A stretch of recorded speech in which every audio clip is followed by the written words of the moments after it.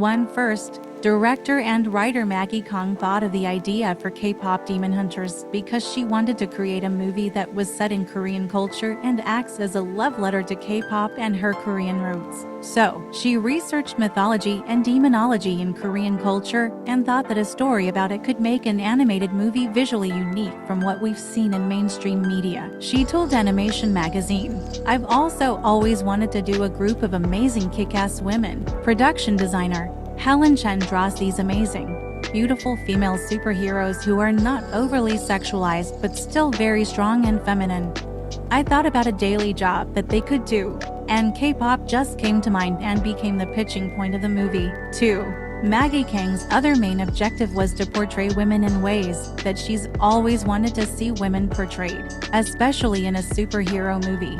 So, she wanted them to be funny and silly and goofy and messy, as well as cool and aspirational and sexy. What made the characters of Rumi, Myra, and Zoe fun to create was that their on-stage and off-stage personas were able to be so different.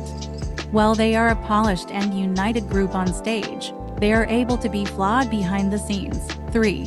It took roughly 9 years to get K-pop Demon Hunters made, with Maggie Kong revealing that Rumi was actually originally created for another project by her partner Radford Segrist, who is a story artist and animator, who is best known for creating Kipo and the Age of Wonder Beasts. In a Reddit, Kong said, "The character of Rumi was created 9 years ago for another project, specifically my partner Rad Segrist's Plastic Walrus." K-pop was born in June or July of 2018. When we created this K-pop, I love the design of Rumi, so I plucked her out and made her the MC of K-pop. 4. The film also drew inspiration from Bong Joon-ho films, with Maggie Kong telling Animation Magazine, "Another thing I wanted to pull off is similar to how Bong Joon-ho juggles so many different tones in his films to where they feel very animated.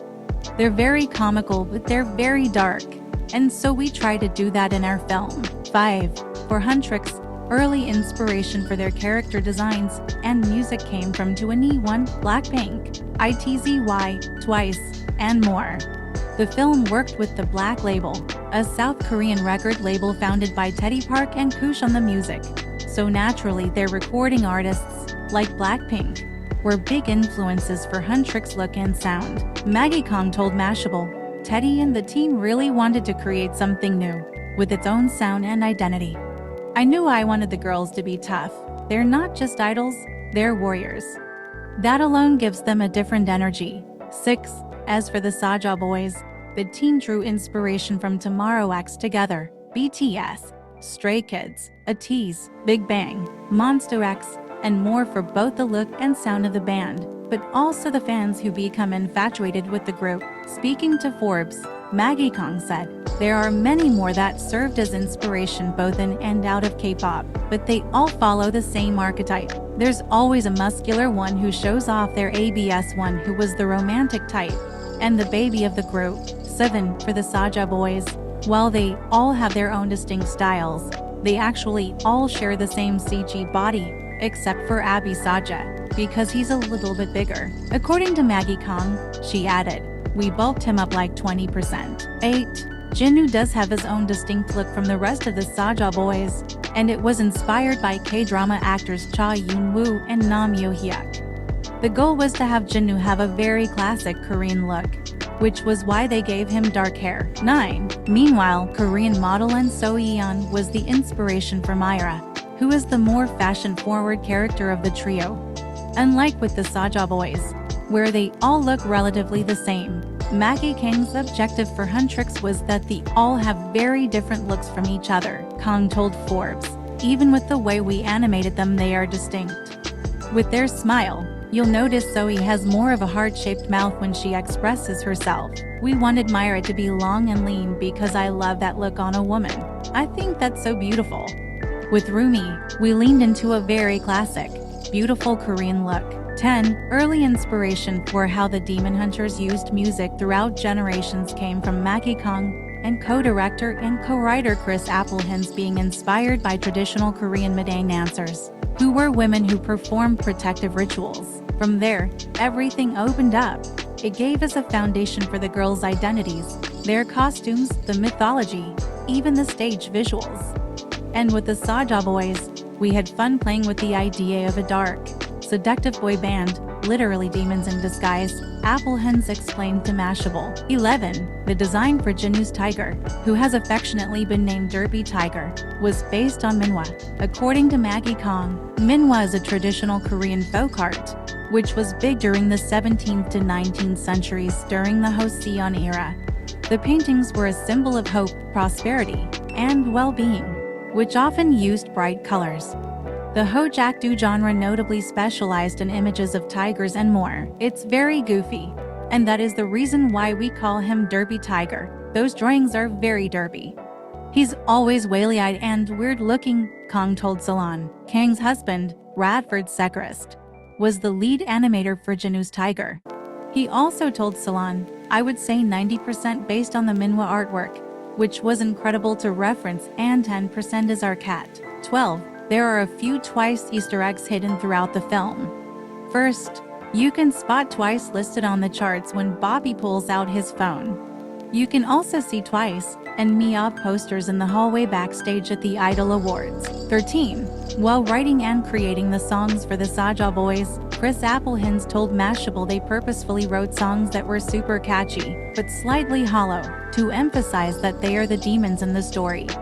He added, there's no real soul underneath. Applehans also told Mashable, the idea was that the surface level part of your heart might be obsessed with the boys, but the deeper part is moved by the girls. Danny June, who was part of the Black Label and wrote Soda Pop Voice's Baby Saja too. 14. Huntrix lyrics and songs were written with the intention of having deep meanings behind the words. Chris Applehans told Mashable, it's that feeling when an artist shares something raw, like driver's license or lemonade, and you're stunned they went there, but you feel it so deeply. That's the space we wanted Huntrix to live in. Maggie Kong added to Mashable, the boys' lyrics are all give me, and the girls' final song is about giving themselves to the audience. 15. Arden Cho initially auditioned for the role of Celine, but was then encouraged to read for the role of Rumi. Speaking about booking the role, she told Navar, I was overjoyed beyond words. Even after 20 years of acting, I wondered, is it okay for me to want this role so badly? She continued, saying, Director Maggie Kong, I and all the Huntrix members share Korean heritage. K-pop Demon Hunters is about more than K-pop. It showcases Korean warmth, unity, and how that helps overcome crises. I really wanted to help spread that message of us. 16. EJAE, Audrey Nuna, and Rayami provide the singing voices for Rumi, Myra, and Zoe, respectively. Meanwhile, Lisa Longa, who is best known for her theater work and for being the singing voice for Mulan and Princess Jasmine, provided the singing voice for Celine. 17. Due to the fact that Huntrix performs on stage, hunts demons, and we see them in their everyday lives too. The movie actually consists of the most costume looks ever for an animated movie when it comes to demon hunting and music making. They all have their own role, and it comes together in a magical way, Maggie Kong added during an interview with Netflix. 18. The team took musical inspirations from various artists when it came to writing and producing the songs. For example, What It Sounds Like was inspired by Lord's Green Light, with Chris Applehans saying in a Reddit, Green Light Lord is both vulnerable plus anthemic and helped us believe we could achieve both in our finale. He also referenced Imogen Heap for Rumi's part of the song writing. The vocator vocals in Hide and Seek Imogen Heap inspired us for Rumi trying to reconcile both parts of herself and find her true voice. 19. Originally, the movie included a final standoff song between Rumi and Celine. However, it was cut because it didn't fit the arc of the story, according to music supervisor Ian Eisendruth. In a Reddit, Eisendruth described the song as really cool. Also speaking about writing the songs, he said, first thing we did was determine when the story, characters need to sing, then hired an amazing group of K-pop hitmakers, and spent years developing these songs. Often 3 to 6 songs were written for each slot before we settled. 20.